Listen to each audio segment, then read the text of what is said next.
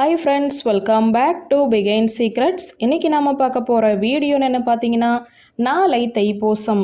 நீங்கள் இவற்றை செய்தால் பெரும் பலன்கள் அதிகம். வாங்க இன்னைக்கு அதை பற்றி பார்க்கலாம். மார்கழி மாதம் என்பது குளிர் மற்றும் இருள் நீண்ட நேரம் நீடிக்கிற ஒரு மாதமாகும். தனுசு ராசியில் பிறக்கிற மார்கழி மாதத்திலிருந்து சூரியன் மகரம் ராசியில் பிரவேசிக்கும் மாதம்தான் தை மாதமாகும். தை பிறந்தால் வழி பிறக்கும் என்ற பழமொழிக்கு ஏற்ப பல நன்மைகள் நம்மை தேடி வரும் ஒரு மாதமாக தை மாதம் இருக்கிறது. இந்த தை மாதத்தில் வருகிற ஒரு அற்புதமான தினம்தான் தைப்பூச தினம். இந்த தைப்பூசம் தினத்தின் சிறப்புகள் மற்றும் பலன்கள் பற்றி இப்போது நாம் தொடர்ந்து பார்க்கலாங்க.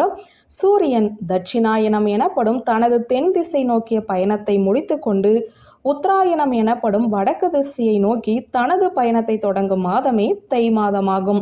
தை மாதம் தீமைகள் ஒளிந்து நன்மைகள் பிறக்கிற ஒரு மாதமாக கருதப்படுகிறது. ஆன்மீக சிறப்புகள் பல நிறைந்த இந்த மாதத்தில் வருகிற ஒரு நன்னாள் தான் தைப்பூச தினம்.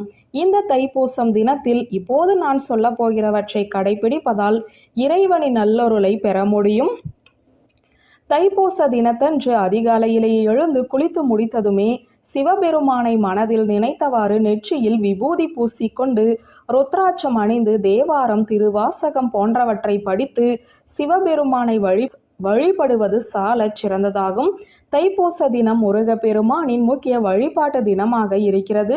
இந்த தினத்தில் முருகனை வழிபட விரும்புபவர்கள் காலை முதல் மாலை வரை உணவு எதுவும் உட்கொள்ளாமல் விரதம் மேற்கொள்ள வேண்டும், அல்லது பால் பழங்கள் மட்டும் சாப்பிட்டு விரதம் மேற்கொள்ளலாம்.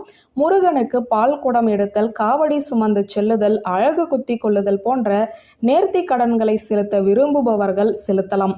பின்பு மாலையில் முருகன் கோவிலுக்கு சென்று முருகனுக்கு அபிஷேகம், அர்ச்சனை செய்து வழிபட வேண்டும். தை மாதத்தில் பூசம் நட்சத்திரத்தில் வருகிற இந்த தினம் ஒரு சிறப்பான தினமாகும். 27 நட்சத்திரங்களில் பூசம் நட்சத்திரத்தின் அதிதேவதையாக நவ கிரகங்களில் சுப கிரகமாக குரு பகவான் இருக்கிறார். தந்தையாகிய சிவபெருமானுக்கு அவரின் மகன் முருகன் பிரணவ மந்திர பொருளை உபதேசித்து சிவகுருநாதன் என்கிற பெயரை பெற்று குருஸ்தானம் பெற்றார். எனவே இந்த தினத்தில் முருகப்பெருமானை வணங்குபவர்களுக்கு முருகன் மற்றும் குரு பகவானின் அருள் கிடைத்து நீங்கள் தொட்ட காரியங்கள் அனைத்தும் பொன்னாகும், அற்புதம் ஏற்படும்.